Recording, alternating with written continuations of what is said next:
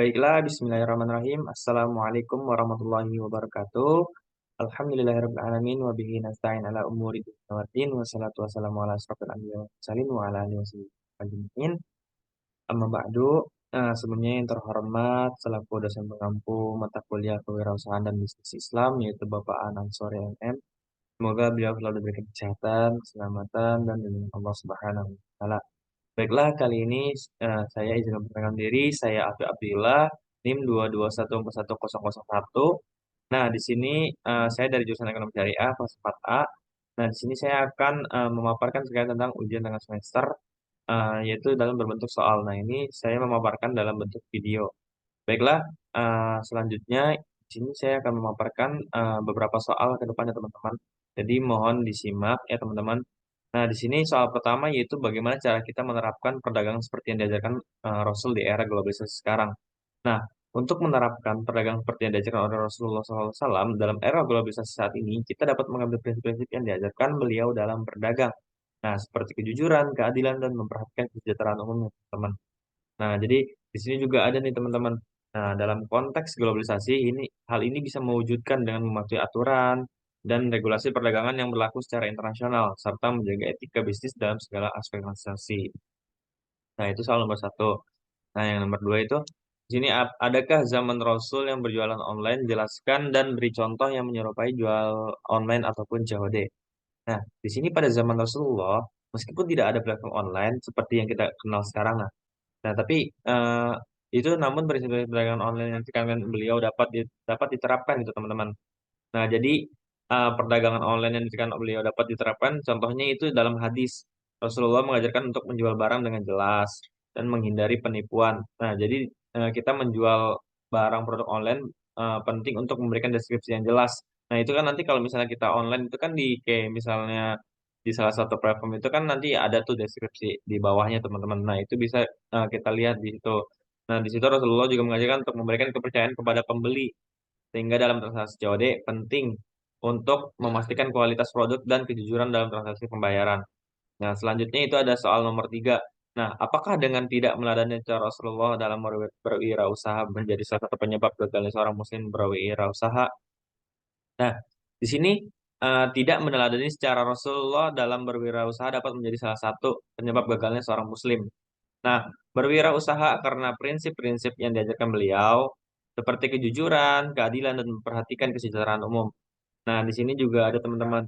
eh di sini karena prinsip-prinsip yang diajarkan beliau seperti kejujuran, keadilan, dan kesejahteraan umum merupakan landasan yang kuat dalam membangun bisnis yang berkelanjutan dan berkah. Jika seseorang mengabaikan prinsip-prinsip tersebut dan lebih memilih untuk bertindak, nah dengan tidak jujur atau tidak adil dalam bisnisnya, hal ini dapat berpengaruh, teman-teman, dan mengarah pada kegagalan dalam jangka panjang.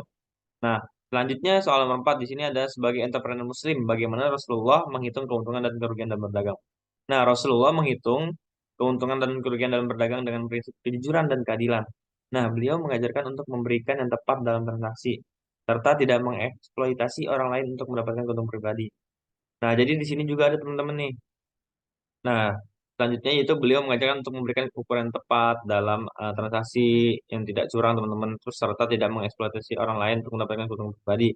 Nah, dalam hadis Rasulullah menegaskan pentingnya memberikan pelayanan yang baik kepada pelanggan. Nah, dan memastikan bahwa barang yang dijual memiliki nilai yang sesuai dengan harga yang ditetapkan. Nah, dengan demikian seorang entrepreneur muslim dapat mengikuti contoh Rasulullah dengan memperhitungkan keuntungan.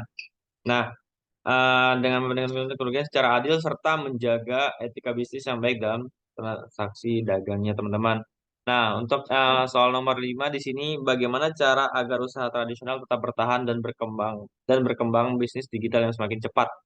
Nah, agar usaha tradisional tetap bertahan di tengah perkembangan bisnis digital yang cepat, penting untuk mengadaptasi teknologi dan inovasi dalam operasional bisnisnya, teman-teman. Nah, di sini ada nih, hal ini juga bisa dilakukan dengan memanfaatkan platform online untuk memperluas jangkauan pasar, meningkatkan efisiensi operasional dengan menggunakan sistem digital untuk manajemen inventaris dan pelacakan penjualan serta meningkatkan interaksi dengan pelanggan melalui media sosial atau website. Nah, itu, teman-teman. Terus di sini nomor 6. Nah, bagaimana proses pengembangan produk atau layanan dalam model usaha? tradisional supaya produk kita diminati konsumen. Nah, proses pengembangan produk atau layanan dalam model usaha tradisional dimulai dengan memahami kebutuhan dan preferensi konsumen, teman-teman. Nah, hal ini dapat dilakukan melalui riset pasar dan interaksi langsung dengan pelanggan. Selanjutnya, perusahaan dapat mengidentifikasi peluang untuk meningkatkan atau mengembangkan produk atau layanan yang ada. Nah, baik melalui peningkatan kualitas, penambahan fitur baru, atau penyesuaian dengan tren pasar. Nah, selanjutnya di sini, nah, kira-kira usaha tradisional akan mati tidak ketika dominasi semua usaha memakai digital? Nah, meskipun dominasi bisnis digital semakin berkembang, nah, usaha tradisional tidak sepenuhnya akan mati, teman-teman. Nah, ada beberapa alasan mengapa usaha tradisional masih memiliki tempatnya, termasuk nilai budaya dan sejarah yang terkait dengan produk atau layanan tradisional. Nah, ini mungkin memiliki keunikan gitu dari atau ciri khas dari produk tradisional ini. Nah, itu menyebabkan bahwasanya ya itu tidak akan bisa membuat usaha tradisional ini mati, teman-teman. Mungkin itu ya, teman-teman. Nah, terus soal nomor 8, bagaimana risiko keamanan dan privasi data dalam model usaha digital dibandingkan dengan usaha tradisional tersebut? Nah, risiko keamanan dan privasi data dalam model usaha digital cenderung lebih tinggi dibandingkan dengan usaha tradisional. Nah, jadi di sini rentan terhadap serangan cyber dan potensi pelanggaran data yang dapat mengakibatkan kerugian finansial dan reputasi bagi perusahaan pelanggannya. Nah, untuk mengatasi risiko ini, perusahaan perlu menginvestasikan dalam sistem keamanan yang kuat, melaksanakan praktik pengelolaan risiko yang baik, dan mematuhi regulasi privasi data yang berlaku. Nah, jadi mungkin usaha digital ini lebih banyak cybernya, teman-teman, atau privasinya ya lebih kuat juga bisa dan lemah juga bisa, teman-teman. Cuman kalau usaha tradisional ini kan memiliki keunikannya tersendiri ya, teman-teman. Lalu selanjutnya di sini soal nomor 9 mengenai kisah inspiratif dari pengusaha muslim sukses di Indonesia. Apa yang dapat kita pelajari dari pengalaman mereka dalam menjalankan bisnis? Nah, kisah inspiratif dari pengusaha muslim sukses di Indonesia memberikan banyak pelajaran tentunya, teman-teman, berharga dalam bisnis. Nah, salah satunya itu pentingnya integritas, kejujuran dalam proses bisnis. Nah, pengusaha sukses juga sering menekankan pentingnya memahami pasar dan kebutuhan konsumen dengan baik, serta terus berinovasi untuk tetap bersaing dalam pasar. Nah, lalu juga mereka menunjukkan kesabaran, ketekunan, dan keteguhan hati dalam menghadapi tantangan dan rintangan dalam menjalankan bisnis. Nah, jadi dibutuhkan juga kesabaran dan pokoknya banyak tantangannya kalau misalnya teman-teman ingin menjadi pengusaha muslim yang sukses, apalagi dalam hal kejujuran dan integritas. Nah, itu sangat apa ya namanya, minim sekali ya, teman-teman. Jadi teman-teman bisa pokoknya gitu. Jadi pengusaha muslim yang sukses.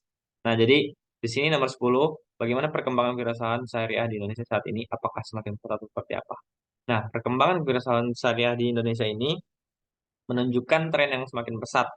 Nah, hal ini dapat dilihat dari bertumbuhnya jumlah perusahaan yang menerapkan prinsip syariah dalam operasionalnya seperti menghitung riba atau bunga, prinsip keadilan, terus memperhatikan kesejahteraan umum. Nah, semakin banyaknya produk dan layanan keuangan syariah yang ditawarkan oleh lembaga keuangan Indonesia juga menjadi indikator penting dari perkembangan kewirausahaan syariah, teman-teman.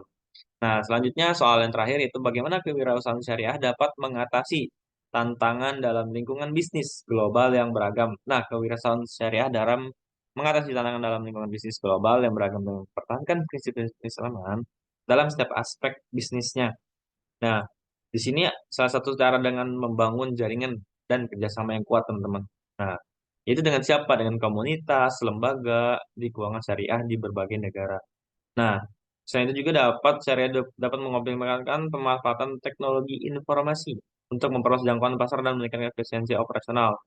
Nah, penting juga untuk terus mengembangkan sumber daya manusia yang berkualitas dan memiliki pemahaman yang mendalam tentang bisnis syariah serta pasar global.